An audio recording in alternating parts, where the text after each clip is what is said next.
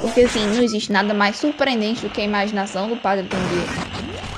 Sermão de Santo Antônio. Olá, meus queridos ouvintes do podcast Camões da Clarice. Tudo bem com vocês?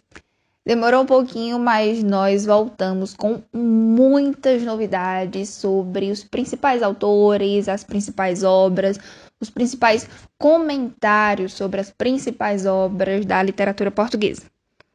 Dessa vez, nós trouxemos a vocês a Escola Literária Barroca. Isso mesmo.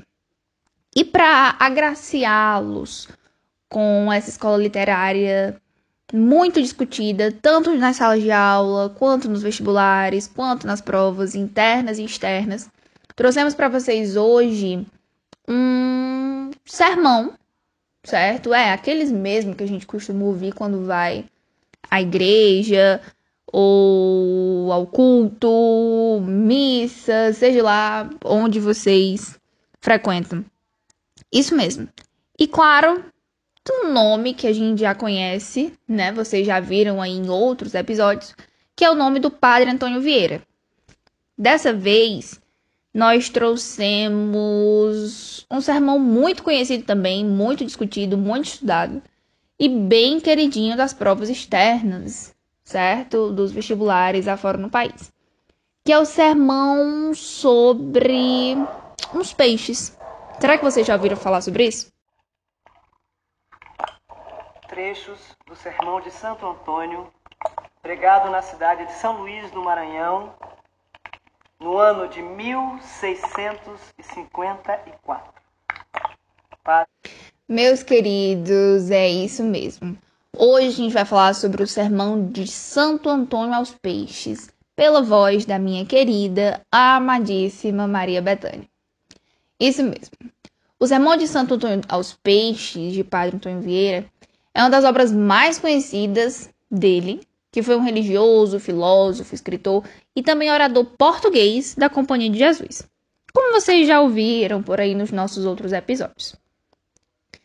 E veja bem, ele foi uma das mais influentes personagens do século XVII, né, em termos de política, de oratória, e destacou-se como missionário em terras brasileiras. Então, assim, por que a gente está falando do Padre Antônio Vieira, já que a gente está falando da literatura portuguesa, dentro desse episódio?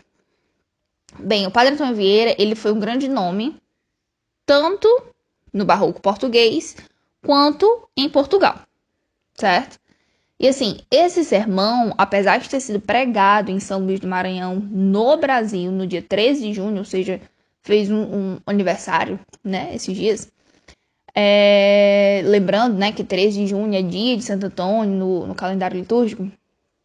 Ele foi pregado em 1654, na sequência, ou seja, após os litígios que surgiram entre os colonos brasileiros e os jesuítas, né? Vocês lembram, os jesuítas, aquela ordem religiosa a que o Padre Antônio Vieira pertencia. Então, ele contestava a escravidão dos povos indígenas, certo? Então, 3 dias depois de pregar esse sermão de Santo Antônio aos Peixes, o Padre Antônio Vieira embarca ocultamente para Lisboa, né, em Portugal. Ele vai meio que escondido, digamos assim, para tentar obter, junto do rei Dom João IV, leis que garantissem direitos básicos aos índios brasileiros, né? Leis que os protegessem da exploração dos colonos brancos. Então, aí a gente já sabe que o Padre Antônio Vieira tinha esse viés mais protetor dos indígenas, digamos assim. E assim, ele consegue atingir seus objetivos a contragosto dos colonos, né? Que, no caso, eles perdiam parte da sua mão de obra, ou seja, os índios iam ser protegidos, né? Aqueles que estavam sendo catequizados seriam protegidos.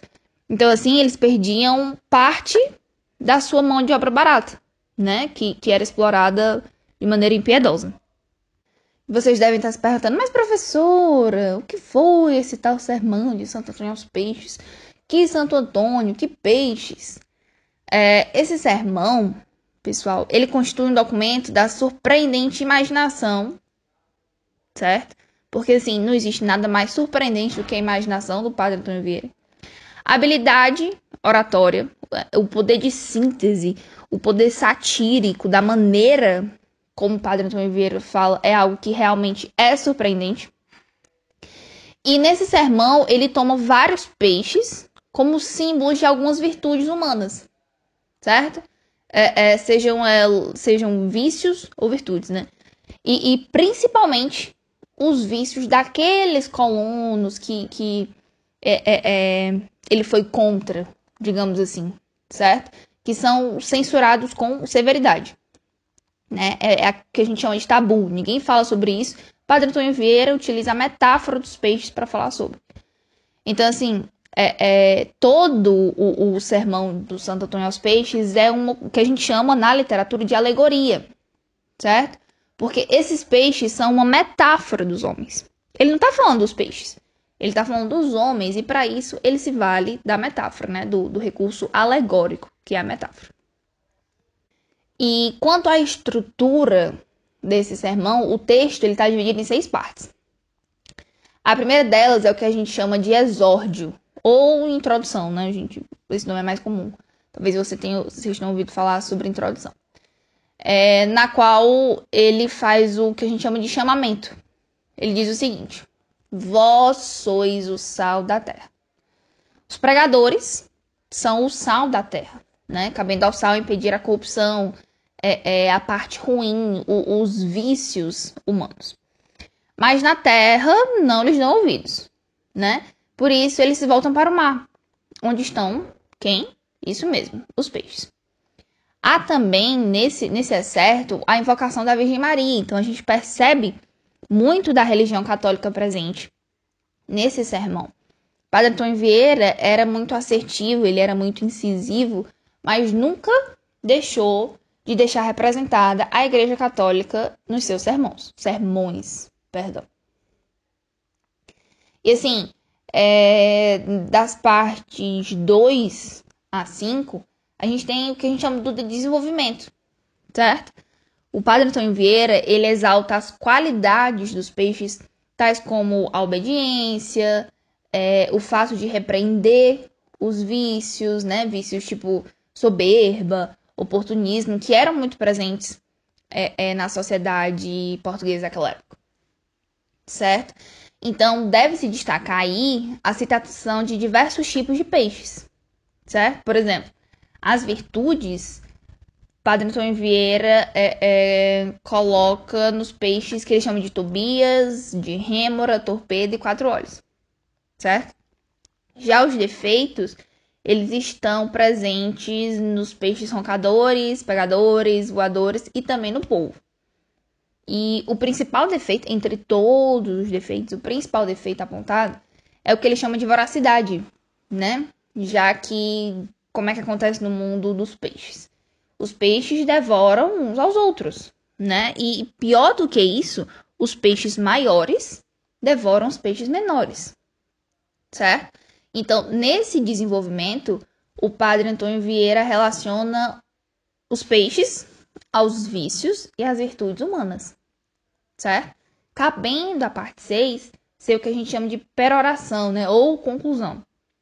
E nela, o Padre Antônio Vieira exalta aqueles peixes que, por sua natureza, não podem ser sacrificados vivos a Deus e sacrificam-se em respeito à sua reverência. Ou seja, eles dão a própria vida em reverência a um Deus, certo? Eles confessam-se pecadores. O orador, no caso, para fechar essa peroração, para concluir o sermão, ele se despede com uma oração de louvor a Deus, né? A gente vê mais uma vez a forte presença da religião católica. E veja bem, os sermões do Padre Vieira, eles são o maior e melhor exemplo do barroco conceptista no Brasil, né? Lá na literatura brasileira. São textos que usam a retórica, né? Aquele jogo de ideias e palavras. Ele convence os leitores pelo raciocínio, mais do que no caso da emoção. E assim, nesse sermão de Santo Antônio aos Peixes, além de exaltar a necessidade da pregação, o Vieira utiliza daquele recurso que a gente já comentou, que é a alegoria dos peixes, para criticar a exploração, né? O peixe maior devora o peixe menor. O homem que detém de maior poder devora o homem que detém de menor poder, né? E especificamente, ele condena a escravidão indígena por parte dos colonos, né? Por isso, mais uma vez, por que a gente está falando desse sermão dentro da literatura portuguesa? Então, assim, apesar de ter sido publicado, né, pregado em terras brasileiras, naquela época, em 1654, o padre Antônio Vieira lutava contra a escravidão indígena, certo? Contra a exploração dos portugueses sobre as terras brasileiras. Então, logo depois desse sermão, depois de pregá-lo, o padre foi de maneira oculta para Portugal, né? Ele foi a pessoa que intercedeu pelos índios, né? Apesar de estar entre os colonos, né? Ele exercia o papel de jesuíta. Ele era quem catequizava os indígenas. E sendo assim, como a gente já conversou, os colonos perdem parte da sua mão de obra, né? Se ele luta pelos direitos indígenas, eles consequentemente deixam de ser explorados. E isso era um prejuízo, né, para a colônia portuguesa. Então, o que acontece? Dentro do sermão de Santo Antônio aos Peixes, o padre Antônio Vieira é capaz de juntar sua devoção ao santo, né, Santo Antônio, já que foi pregado no dia 13, dia de Santo Antônio, no calendário litúrgico. Ele junta isso à sua preocupação com os indígenas, né? E isso faz com que ele fuja secretamente para Portugal. A questão da escravidão por parte dos portugueses e os maus tratos contra os indígenas fez com que ele fugisse, né, para encontrar-se com o rei Dom João IV. E dentro do sermão, ele utiliza a alegoria e a ironia, né, que são as chaves de um discurso argumentativo que quer levar o ouvinte, né, no caso nós, que estamos ali a observar, a reflexão. E ao mesmo tempo, a saudação inicial, vós sois o sal da terra, não deixa de ser um chamamento à participação ativa dentro da sociedade. E como a gente sempre faz aqui nos nossos episódios, trazer o texto para dentro da nossa realidade, um texto que foi escrito no século XIV, trazendo para a nossa realidade, chega a ser inquietante o quão contemporâneo é esse texto, certo? Pois os seus temas principais são a ganância, a corrupção da sociedade, assuntos que mais do que nunca estão presentes no nosso cotidiano, certo? E assim, por meio de sua linguagem finamente elaborada, o padre Antônio Vieira nos faz refletir sobre os desafios da sociedade de seu tempo, né? Ele é capaz de nos ajudar também a pensar sobre a nossa realidade. E é isso, pessoal. Espero que vocês tenham gostado.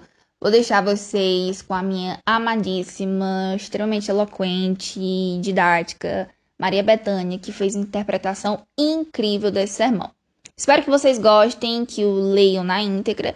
E logo mais a gente traz mais episódios da literatura portuguesa para vocês. Vós, diz Cristo, Senhor nosso, falando com os pregadores, vós sois o sal da terra. E chama-lhes sal da terra porque quer que façam na terra o que faz o sal. O efeito do sal é impedir a corrupção. Mas quando a terra se vê tão corrupta como está a nossa, havendo tantos nela que têm ofício de sal, qual será ou qual pode ser a causa desta corrupção? Ou é porque o sal não salga, ou é porque a terra não se deixa salgar. Ou é porque os pregadores não pregam a verdadeira doutrina, ou é porque os pregadores pregam uma coisa e fazem outra, ou ainda porque os pregadores se pregam a si e não a Cristo, e os ouvintes querem antes imitar o que eles fazem, e em vez de ouvir a Cristo, servem os seus apetites.